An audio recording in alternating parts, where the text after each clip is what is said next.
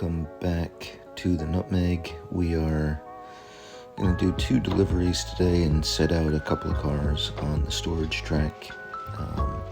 Let's get around to the other end of the cut of cars. On track 1, we can see the scrap con there, a couple of tank cars and a reefer. In this cut of cars, we've also got a shoving platform, which last time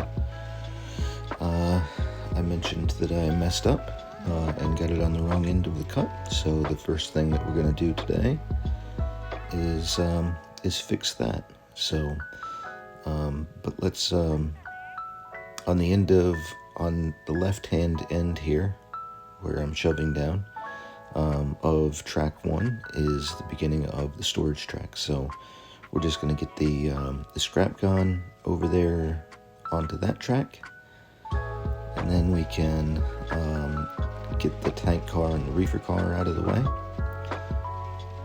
But the thing that's going to be kind of tripping us up a little bit is that there's a road crossing right across the track lead and the storage track, so we don't have too much space long enough to fit all these cars before we hit the road. So we've got to go farther down the track to clear the road, and then come all the way back. So it does take a little bit extra time, but I do like having a road right there that I've got to be mindful of, so that I'm not just simply stuck doing the same thing over and over again, like without any sort of challenges. So it's just adds an extra little layer of challenge. And right about now, I'm realizing that I hadn't turned the switch in the correct direction and derailed my tank cars. Got that sorted, and we can keep on shoving.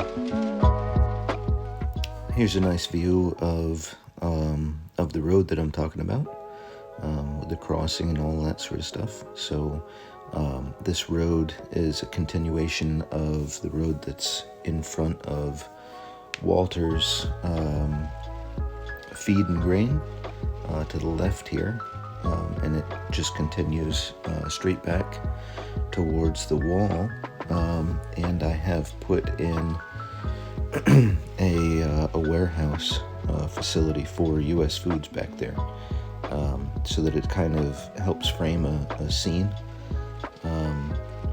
and as we kind of look down the road, we can look down the road and see the switching happening, and it's kind of a good viewpoint. Changes things up, also adds some variety to our switching operations and everything. So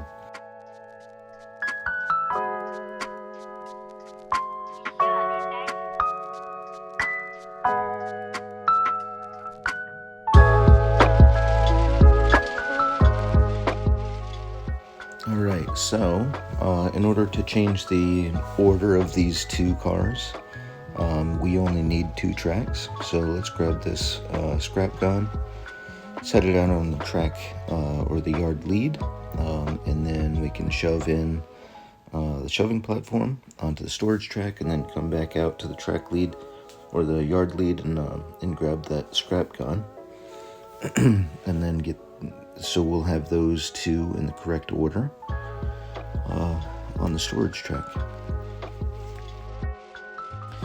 I wanted to touch base a little bit about a development that I'm kind of having here on the Nutmeg. I was originally interested in older GE locomotive power, and I still do like those. But what I've been realizing is that it'd probably be more appropriate for a modern era layout to have, more modern locomotives.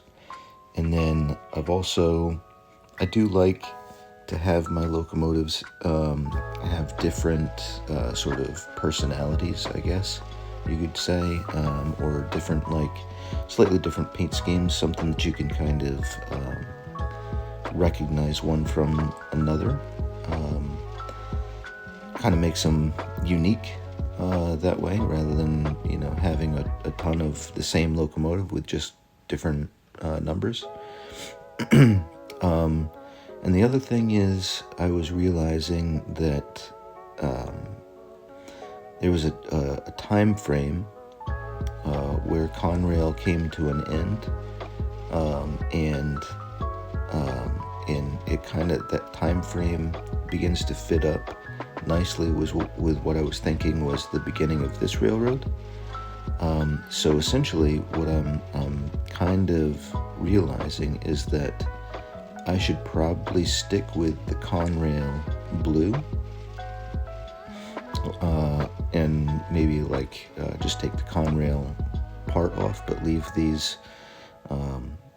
longer stripes on the side of this locomotive. But we've also got a leasing company, LMS, that had a whole bunch that was a partnership, I believe, with Conrail and GE for leasing power. And which is why I've recently purchased a couple of Dash 8s. This one, 739, and then I've got a 703, I think it is, just arrived. I've got to put a decoder in it, but the idea is to kind of create like a little bit of a uniform locomotive roster that's more modern, and kind of is a little cohesive while still allowing the locomotives to be a bit unique. And then I think I'm also going to have like a couple of locomotives that are not in the Conrail blue. That's just simply going to be patched out units from other railroads. But the idea is, because I was struggling going back and forth between if I wanted to kind of create my own paint scheme, what I wanted to do there. So, but at the end of the day, I'm kind of taking the lazy route, but at the same time, a route that seems to be more appropriate for a short line that's sort of just getting started. Just take some locomotives from a larger company, such as Conrail, and their leasing company, LMS, and simply use that paint scheme as your unifying color for your own railroad. So I think that's what I'm going for. We'll see how it works out. It seems to be working out pretty well. But yeah, that's the idea of what I've got going on right now with my locomotive roster. I'll still have my older locomotives, my U-boats, that sort of thing. But I think for the most part, because it's a modern layout, I should probably have more modern locomotives. I do know, what is it, the Illinois Central or whatever, still has, they still use the older GE locomotives. And yeah, you've got that as a prototype, but I don't know. This seems to feel more correct to me, rather than sort of forcing a narrative. So, additionally, just kind of leaning into that sort of blue paint scheme, I've also just recently purchased a Conrail caboose, just like one of these bay window cabooses, same sort of model, just in a Conrail paint scheme. I think I might maybe get another one of those, just so that I've got that sort of cohesive blue running around. I think the idea would be to have the majority of important, what do you call them? Well, I suppose important characters, locomotives and shoving platforms. Have the majority of those be in the blue. We can have patched out units, but probably about 60% of them all should probably be in the blue, just to make it, just to lend some sort of a bit of cohesion to the idea. As you can see, while I've been rambling about locomotives and color, we have cleared out U.S. Foods of the outbound reefer cars, and while we struggle with the coupler on the inbound reefer car, hopefully we can get this sometime today. There we go. So now all we got to do is shove this back down into the industry, and we are on to delivering the tank cars. So you can see here, this is kind of like a nice little perspective looking down the road that sort of terminates at an industry. So I kind of lucked out in this arrangement. Happy accident. I've got some signs that I got to make up for a sharp curve, that sort of thing, but for the most part, I'm pretty happy with this industry back there. I think another thing that helps this scene is a control tower right there on the left of the road.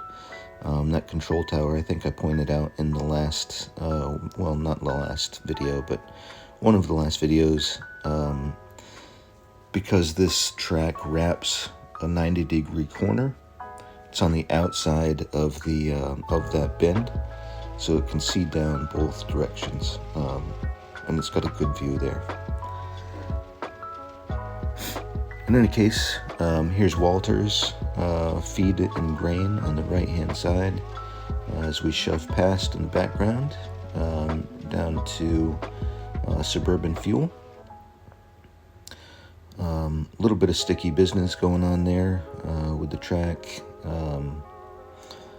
Apparently I hadn't run the locomotives down the main line in that area, and I had a little bit of paint sort of stuck there, so I quickly cleared that out so I wouldn't have that issue, and we're good to go. This is the area that I've kind of been fighting with for a little bit, trying to figure out what the best use for this spur is. It's gone from excuse me, it's gone from the rail shops where I tie down locomotives to recycling facility, to a maintenance of way track, and now I have decided to move my Suburban discount oil over there, and I've kind of mocked up the scene a little bit with a couple of objects to stand in place of like tanks and a building and all of that sort of stuff. Just trying to get a sense for the scene a little bit. I think this is the best that I've gotten to, but there's something about it that's still not quite right. I think, in all honesty, I think what I've got to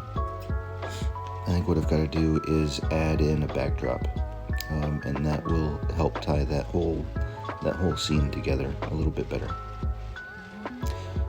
But for right now, I have moved my Suburban discount oil, from the end of the spur right here on the front of the layout. That's the switchback or the lead to the switchback to Walter's Feed and Grain. Moved it out of there and across the yard to this new location, and I think it fits a little bit better, to be honest with you. And of course, I do have a little bit of a alteration to make. I think with the lead to the switchback. So, but in any case, let's see. That's the tank cars delivered, as well as the reefer cars. So I think we are good to head back into the yard and start with our next video after this one's all done. So just a couple more minutes while we get down into the yard, and then we're going to be done for the day.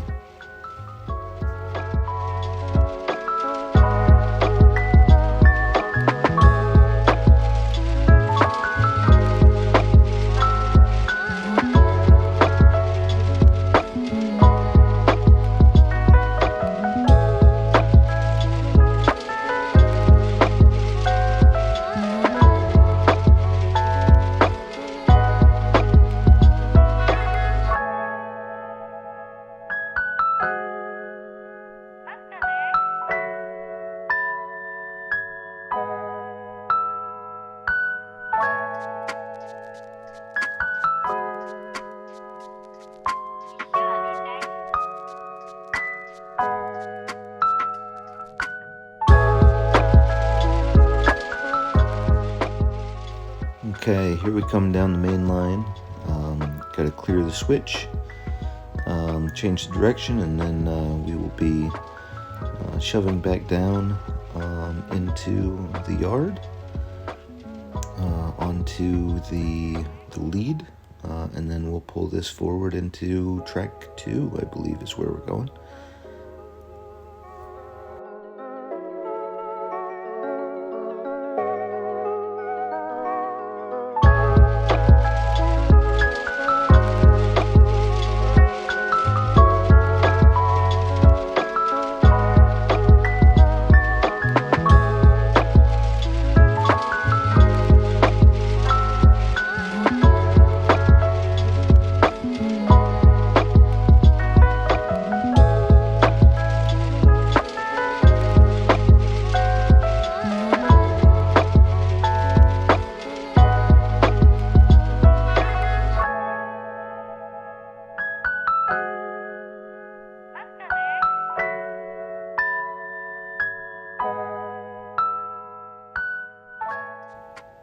And that's us done for today. Thanks for watching, and we will come back again next time. This cut of cars on track 3 with the red CP box car on this end of it. That's what we're going to be delivering next time. So we'll see you soon, and thanks for watching.